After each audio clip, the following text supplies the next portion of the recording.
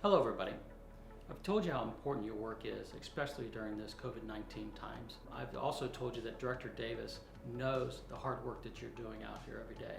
So he's actually completed a short message. And I want everybody to listen to the message and understand how much he really cares and how much he appreciates the hard work you're doing. Hello, everyone. This is Jeff Davis, Director of the Ohio Department of Developmental Disabilities. I'd like to share a little message with you today, and we'll try and do this continually throughout this health crisis. But I wanted to start today, as we began, talking about that and those that matter the most to us, and that's the individuals that we support. And as all of you know, we took some steps early on to keep people at home, consistent with the governor's message, and we changed in different ways in doing that, but we've asked a lot of you as our residential providers, to keep the individuals at home and keep them safe. That's consistent for this reason, and that was to limit the exposure to this health crisis. And if we can keep folks at home and support you, then we can limit their exposure, and the individuals we serve have a better chance of surviving this crisis in whole, healthy, and otherwise. And we know the crisis is going to get harder as we move forward. It's going to tax you even more. We're going to ask more of you and your particular staff, but there are very specific scientific health reasons for our efforts to stay at home. And we acutely appreciate the taxing nature of this challenge of keeping people at home and encouraging and supporting your direct support professionals as you do that. So we're going to stay with you as you do this. As we learn, you will learn. I'm confident we will see that we've done the best we possibly can throughout this state of emergency. But I can't go any further before I get to that most valued piece of this puzzle professionally, and that is our direct support professionals. And I want to say to you, as director, that you are never far from my mind. At every moment, in some respects of every day, I understand the sacrifice that you are making, the commitment that you are making to those that we support. And you are coming in and you are engaging and you're doing what we ask of you, and you're doing your job out of your love for those that we serve, out of your professional responsibility. We have asked an enormous amount of you to balance your family and your profession, and we're going to continue to ask that of you because it's essential. You are necessary to our success in every possible way, and I want you to know that we appreciate that, and we're going to continue to find ways to support you in doing that.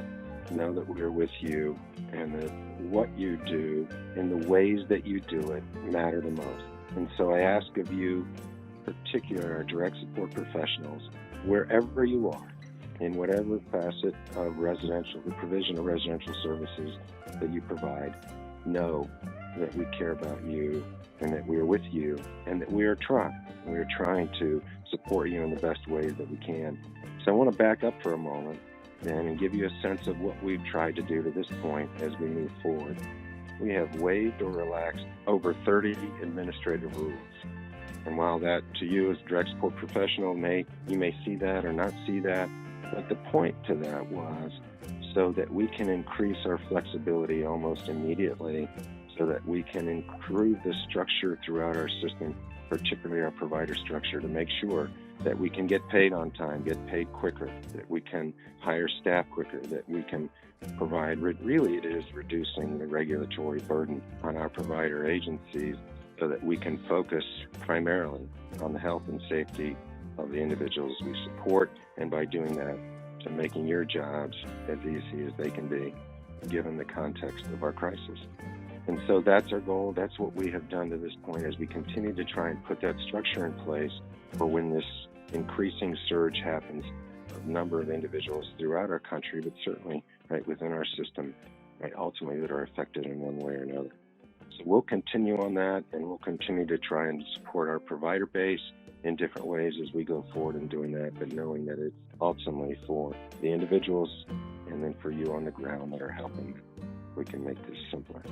So know that we appreciate you, that all of our affection is to you and to our provider agencies.